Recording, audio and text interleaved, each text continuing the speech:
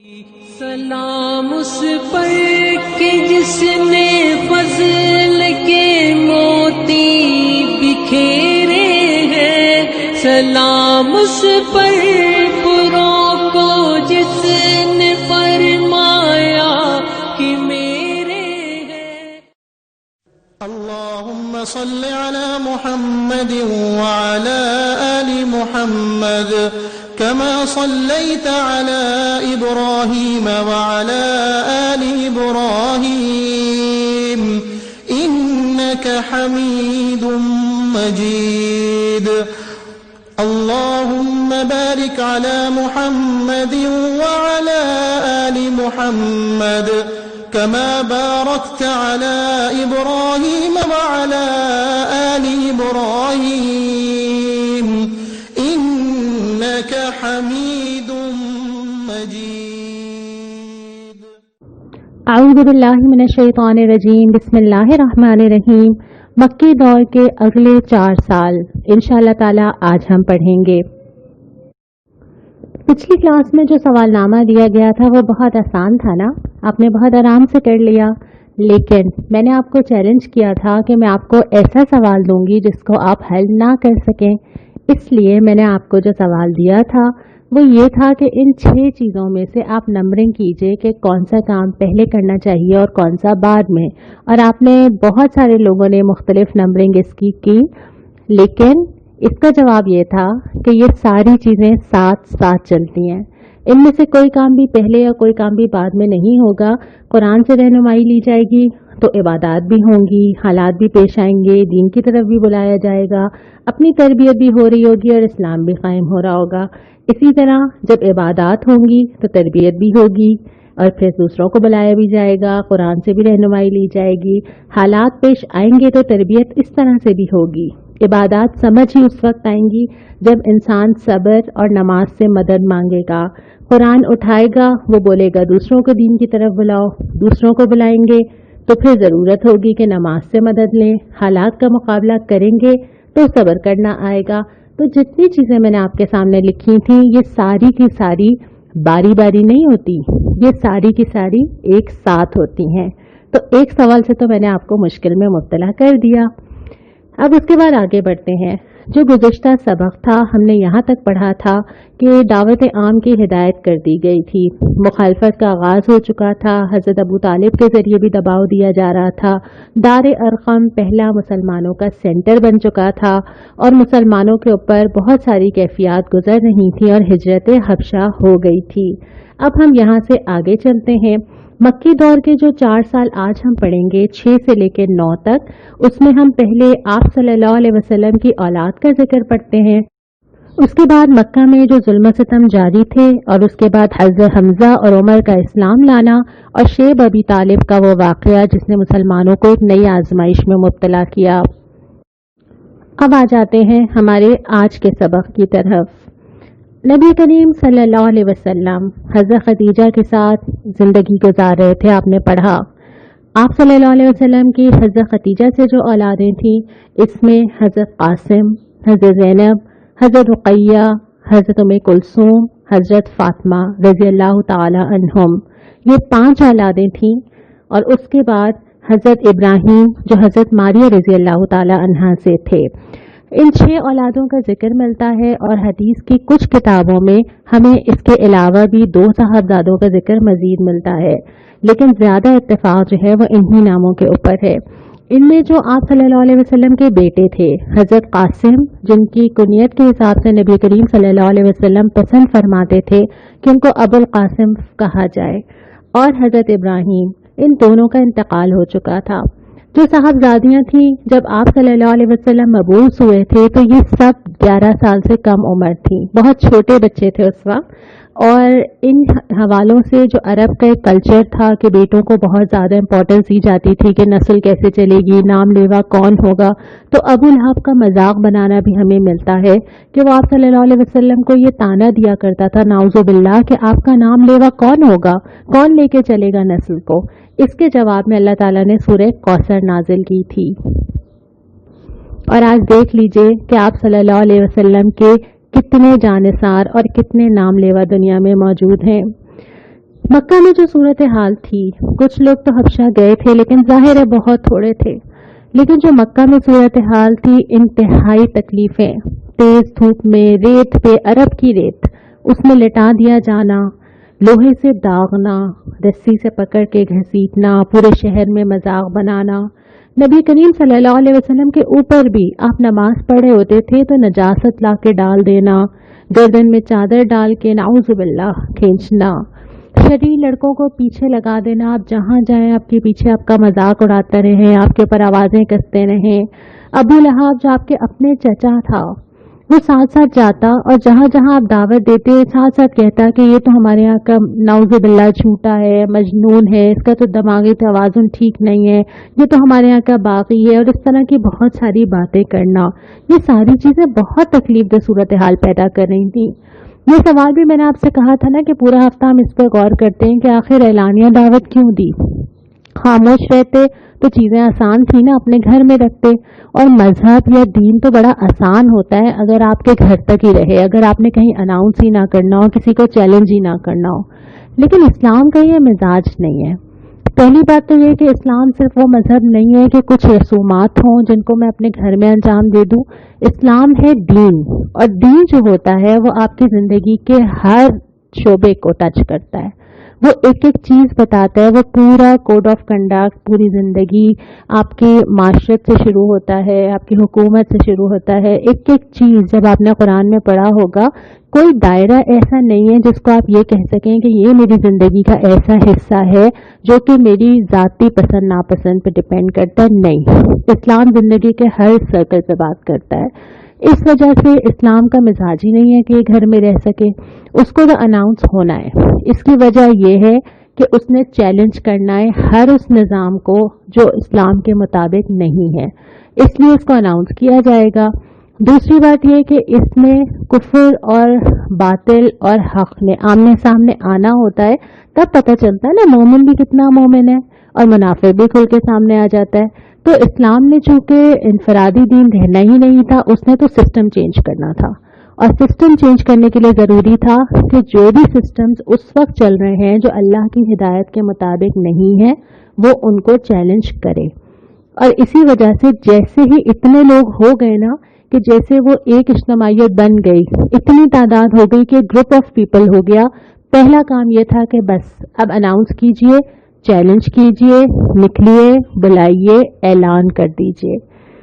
उसके बाद फिर हम जिक्र करते हैं कि जो सूरत हाल मक्का में चल रही थी, इसके दरमियान कुछ बड़ी अच्छे से पॉजिटिव चीज़ें भी आ रही थी जो बहुत हौसला दे रही थी। उसमें से एक चीज़ ये थी कि हज़रत हमजा रज़ी अल्लाह ताला अन्हु आप सल्लल्लाहु अलैहि वसल्लम के ये भी चचा थे, और ये अपना बहुत सारी ऐसी सरगर्मियों में बहुत ताकतवर, बहुत शिकार का शौक, बहुत जीदार, इस तरह की पर्सनालिटी थी।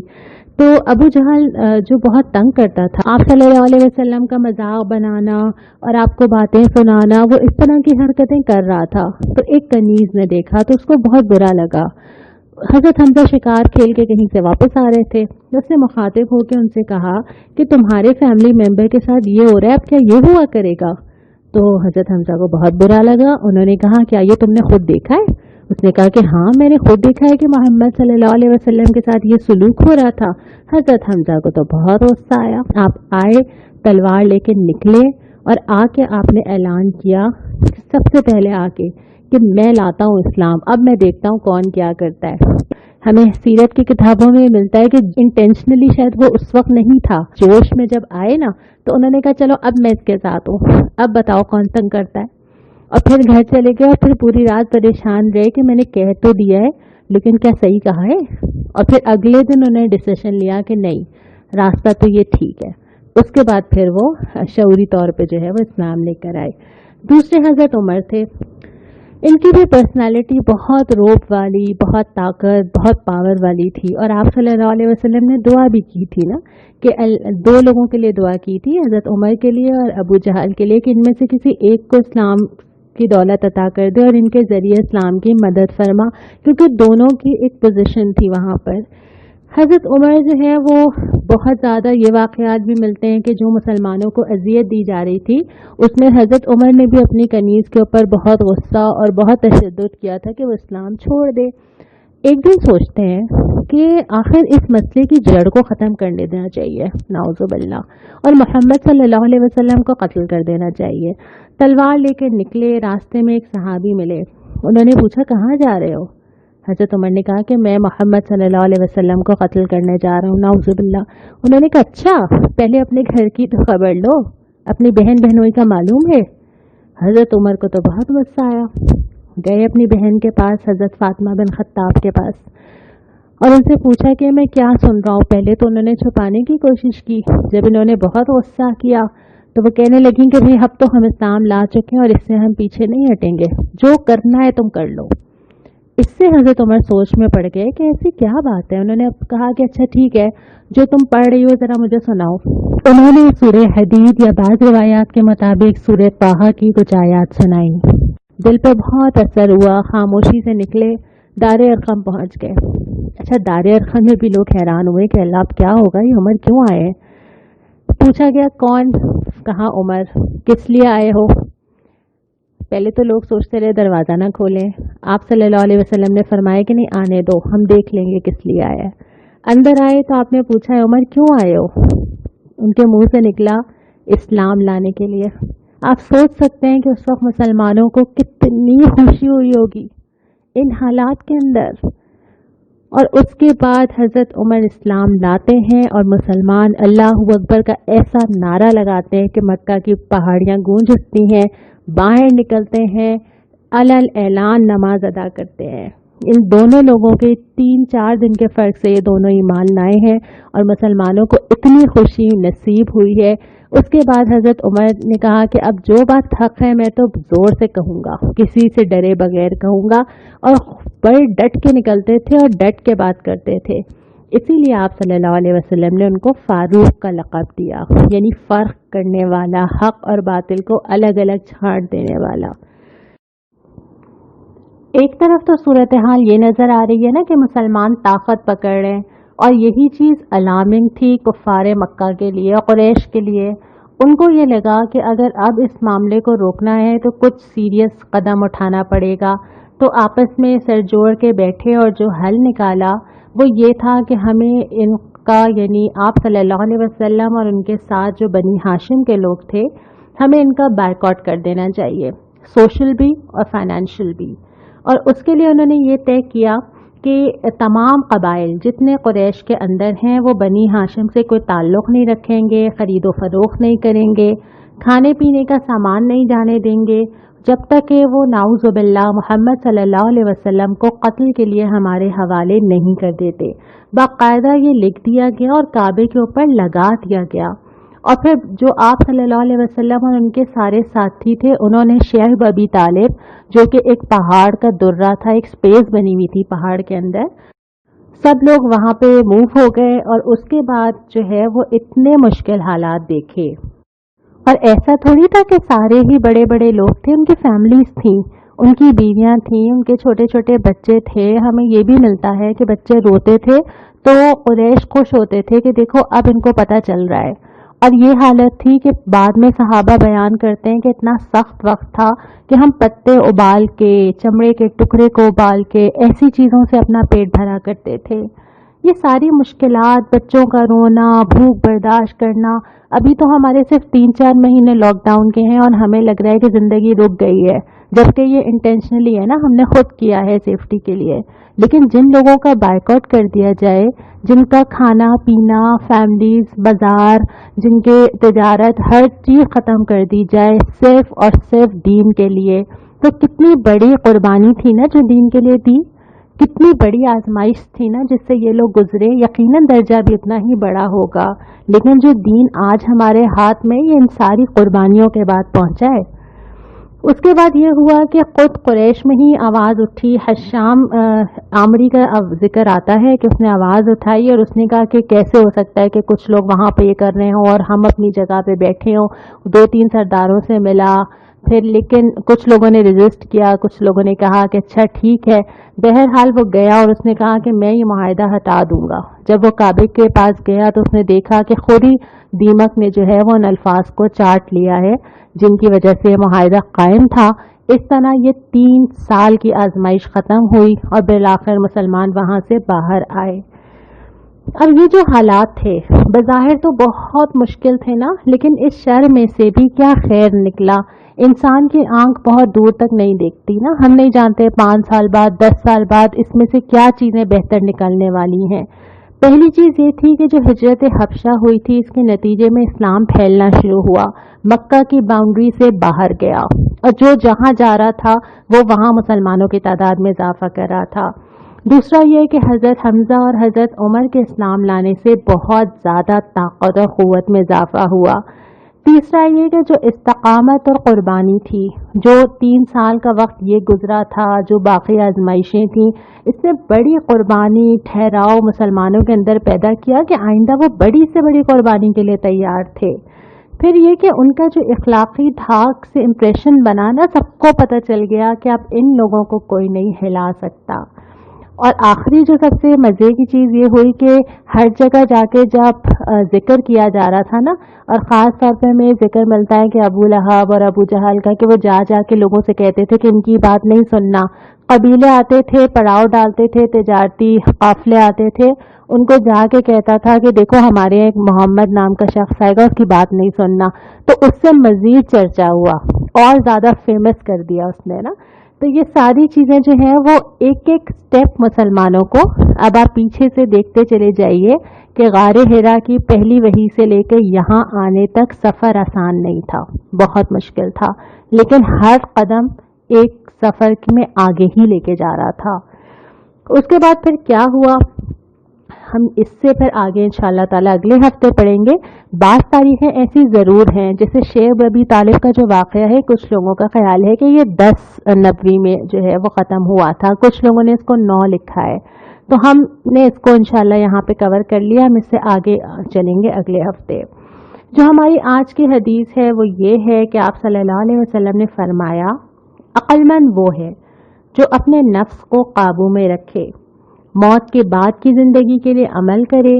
نادان وہ ہے جو اپنے نفس کی خواہشات کا اتباع کرے اور اللہ سے بے بنیاد آرزویں لگائے رکھے، یعنی کہ بس کرے اپنی مرضی اور سوچے یہ کہ اللہ معاف کر دے گا نا، اللہ ہی نے کہا ہے، قدم بڑھانا ہے، کوشش کرنا ہے، پھر بھی اللہ سے امید لگانی ہے۔